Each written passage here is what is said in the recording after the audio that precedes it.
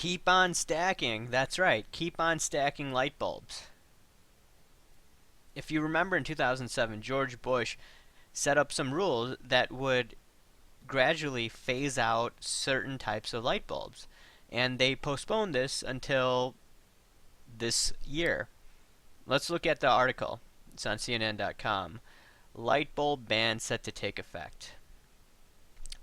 Light bulb manufacturers will cease making traditional 40 and 60 watt light bulbs, the most popular in the country, at the start of 2014. This comes after the controversial phasing out of incandescent 75 and 100 watt light bulbs at the beginning of 2013. In their place will be halogen bulbs, compact fluorescent bulbs, aka CFL, LED bulbs, and high efficiency incandescents, which are just regular incandescents that have the filament wrapped in gas, all the significantly more expensive than traditional light bulbs, but offer significant energy and cost savings over the long run. The high end of old light bulbs will likely anger some consumers that are already faced with higher prices for a variety of goods, but it'll also tick off some Tea Party activists since the ban is the result of final phase of government-mandated efficiency standards. The rules were signed into law by George Bush, which I mentioned, in 2007. They're designed to address gross efficiencies with old light bulbs. Only 10% of the energy that they use is energy. Only 10% of the energy they use is converted into light, according to the EPA, which has a handy fact sheet about the changes. The rest is wasted as heat. Okay, and then it goes on that there's a lot of complaining going on by libertarians and conservatives and guys like me. This is stupid. First of all, let the market decide what type of light bulb you want to use. Whether you want to use CFLs, whether you want to use halogen light bulbs or LED light bulbs, you choose. And this is just simply idiotic that the government has to ban light bulbs. So the thing is, keep on stacking these light bulbs, right? Because if you look at it, what are people going to go to? They're going to go to CFL light bulbs, and CFL light bulbs are the cheaper alternative. I mean, sure, there probably will be many benefits of LED light bulbs down the road, but when more competition comes down the road, then it may be suitable to buy it at that price. And now let's look at what Professor Thomas Sowell at Stanford had to say about CFL. This was actually written 5 years ago, 5.5 years ago. I remember reading it my senior year of college. And next thing you know, it comes in handy right now. Let's read part of it.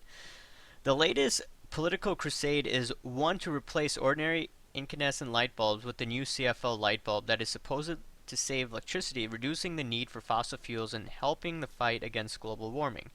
Since crusaders seldom stop to weigh the cost of what they're advocating, it is especially important that the rest of us do before we get swept along by rhetoric and emotions. With the CFL light bulb, the initial cost, several times that of a regular light bulb, is the only financial cost. A bigger problem is what to do if a CFL light bulb breaks. You are supposed to shut off all air conditioners or heaters to keep them from circulating mercury vapor from the broken CFL. You're supposed to open windows and doors to air out the place. Pregnant women and small children are supposed to leave the area while the mess is being cleaned up by someone else, wearing a dust mask and gloves. What if there is only a pregnant woman present, with or without small children, and what if there's no dust mask around? CFL light bulbs are the only latest in a long line of solutions that can turn out to be worse than the problem it is supposed to solve, but the crusaders will continue selling their solutions as long as we keep buying them. Okay, and then he just goes on and on about the problems with CFL light bulbs, and it's being promoted by these progressives, even these progressives from the right, like George Bush and his idiotic law that he proposed in 2007. And you have to remember the House with Nancy Pelosi, right? Nancy Botox Pelosi. She was part of the House, right? The disastrous House. And as a result, we have this idiotic law. So you have to look at the fact, okay, if you look at these cheap light bulbs, right, you can't buy them. So the thing is, maybe it would be wise to maybe start stacking them before they stop selling them. And in addition to that, you have to look at the fact, what will consumers go to? They're going to go to CFLs, and CFLs, if it breaks, well, it could be a disaster. Not a disaster, but it's not the most environmentally savvy thing out there to clean one CFL light bulb. Not many people are going to buy lead light bulbs when they see the price of it. So this is what happens when the government, number one, interferes in the marketplace. And we have all these loony lefties, and as a result, what can you do about it? Keep on stacking these light bulbs before they sell out. Alright, I'm out, guys, and I'll talk to you another time.